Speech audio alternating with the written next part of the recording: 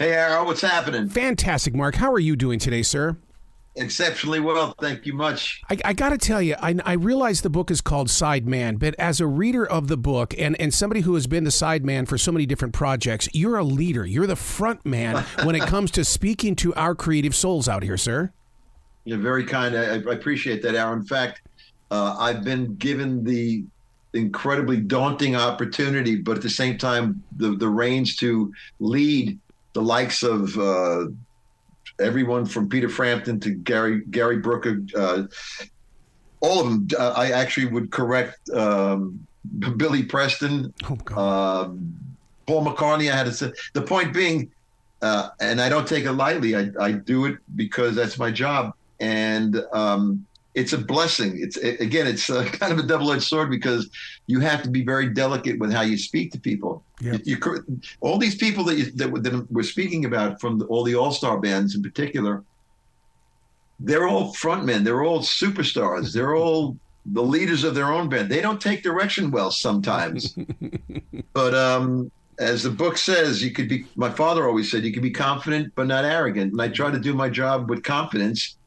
The reason I'm Ringo's musical director is because the second rehearsal, he realized that I knew all the band's songs, all the lyrics, and he said, well, just ask Mark, he knows everything. And from that day, and it's the truth, from that day forward, I've been his MD.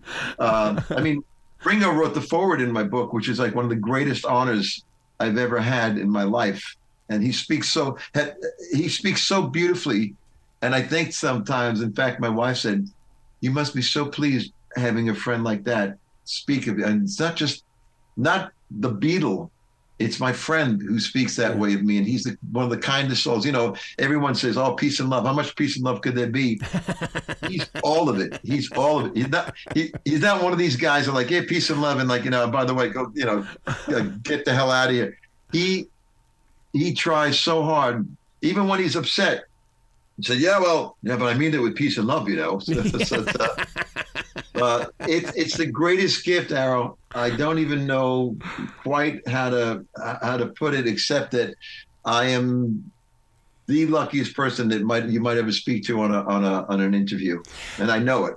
How do you keep from things crossing? Because even on my Google Calendar, I've got to have family time put on that. Because I mean, if I'm doing something, if I'm working for a movie promotions and another job comes in, I'm losing money. And that's the thing about it. I have to physically stay true to that Google Calendar. Well, you have to look. You have to. There's a certain level of integrity. If you bail, you know what they say: good news travels fast, bad news travels at the speed of light. Mm-hmm.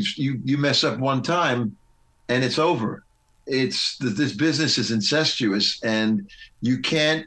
I'd rather under promise and over deliver. Yeah. The minute you say, "Oh, I can do it," and I really have to calculate and take stock of what I can do. Don't overestimate yourself, but also don't underestimate yourself. There's a certain balance that we have to keep, and it ain't easy. But Ringo's rehearsals, I have to be out in Los Angeles on the 13th or 14th of May. I only have 15 and 16 because I have to fly on the 17th to get back to Billy Joel and Stevie Nicks. Billy Joel and Stevie Nicks are doing a show in Nashville on the 17th or 18th. I can't remember the dates now. No, it's the 19th because our grandson's birthday is the 20th. Wow.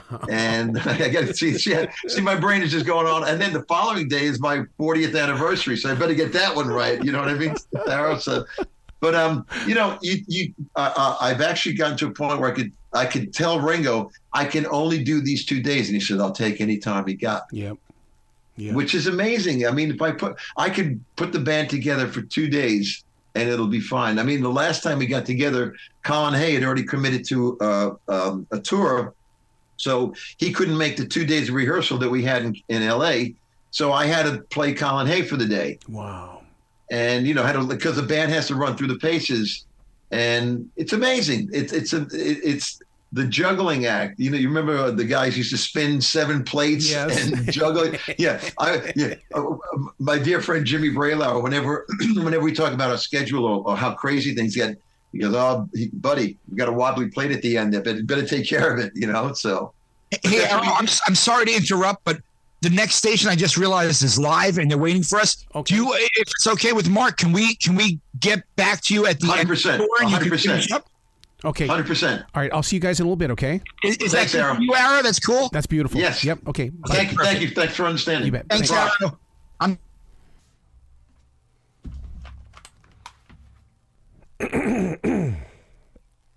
Okay, great. That afterwards, yeah. Out of sight. That's great. Thanks so much, Bill. Ara, you there? I'm ready to rock. All right. Do you remember when you left us? Yeah, we were talking about Colin Hay. Your experience with Colin Hay. Colin is one of the greatest musicians, but besides, I shouldn't say but, the word and comes to mind. He's a tremendous songwriter, great singer. He's like one of the biggest voices I've ever heard on stage. The thing about Colin, though, that stands out in my mind most of all is his storytelling. He's one of the greatest storytellers. He's done these one-man shows where he'll sit with it just to the guitar and explain how a particular song came about. But the side stories and the people and the things that the images that he brings in are tremendous. Colin is one of the funniest human beings I've ever been around. He's an absolute joy. And I always try to get the last couple of songs to be as big as possible. So on the current tour, the last three songs or the last three acts are "Who Can It Be Now," "Hold the Line," and then the Ringo close. Yeah. Because you have to shape a set a certain way. You don't want to start too big, or you don't want to blow the biggest songs.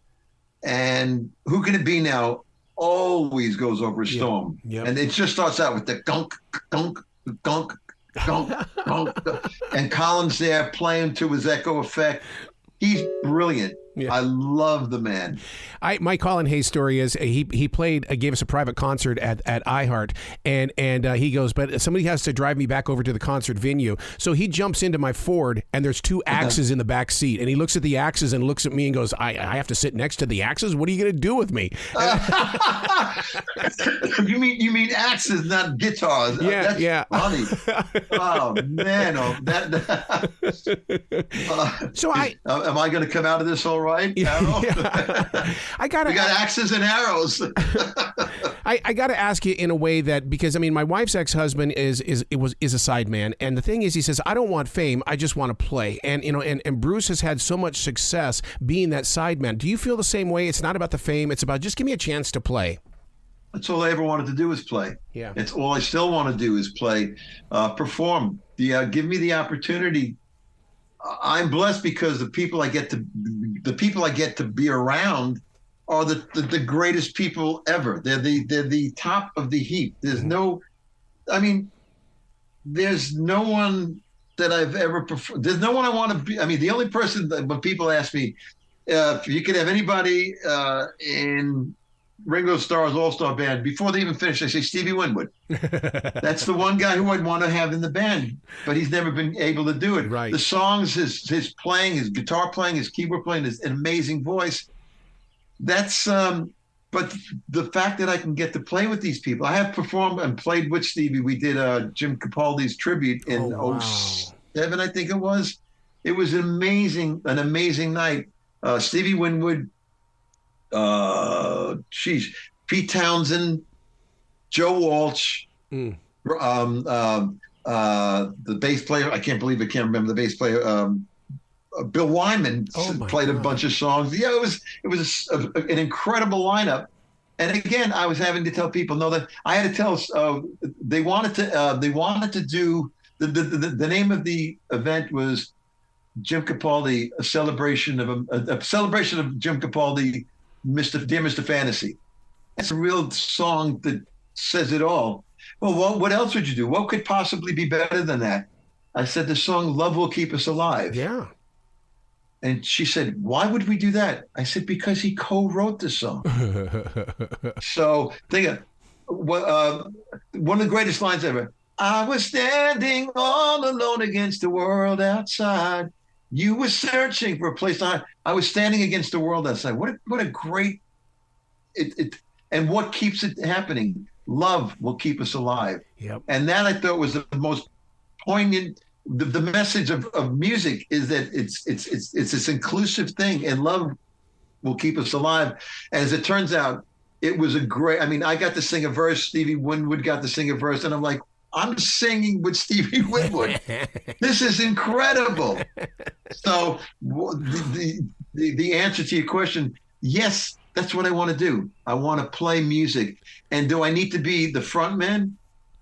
I get to be a front man with my own gigs. I do these corporate events, and I have the musical director from Southside Johnny, Wow. Jeff Kazee, the musical director Mark Rivera from Steve Van Zant's Disciples of Soul. I have I play with some of the greatest musicians when I do my corporate dates, or just because people say, do you get to jam? There's no jamming anymore like it used to be, but there are opportunities. I have a band called Glad, so it's a whole night of traffic. And are you familiar with the band, the Fab Four? Do you know the Fab Four? Oh, yes, absolutely. Okay. Rich Pagano is in the Fab Four, along with myself, Jeff Kazee, and Mark Ribler. And the last one we did, John Mellencamp's and Andy York played guitar. Wow. So it's a 4-piece band, and it's just ridiculous. We start the whole night with the first 3 songs off the John Barleycorn record, and it's an e-ticket ride, because first of all, we stay very true to the songs, but we also stretch out. Yeah. And I just love to play. I have another band called Sax as Bold as Love. So it's a whole night of Jimi Hendrix music, but I played a lot of solos on sax. Oh my God. And yeah, and my favorite band is called Mark Rivera 67 Chevy, because I always say 1967 was the most fertile year for rock and roll. If you look at a list of the songs in that year, or the albums, I'll give you 6 albums, and I think you'll agree. The same year, 1967, we had Are You Experiencing Axe as Bold as Love? We had Fresh Cream and Disraeli Gears, and we had Sgt. Pepper and Magical Mystery Tour. Wow. That was a pretty good year. Yeah. Aside from the Rascals collections and the Doors and Janis Joplin, and I can go on and on. The Rascals had the collections album, which I was 14. We did that whole record when I was a kid. So I've always been, quote, the front man in my band, but I've always been a sideman. I've always been that guy. And a musician wants to play. Yep. Same with the fish wants to swim. Yep. A human being needs oxygen to live and breathe. That's what we do. And it's an absolute blessing, Aaron. There's no other word for it. Wow. Mark, you got to come back to this show anytime in the future. The door is always going to be open for you. Well, I'll tell you what, you have Bill's number.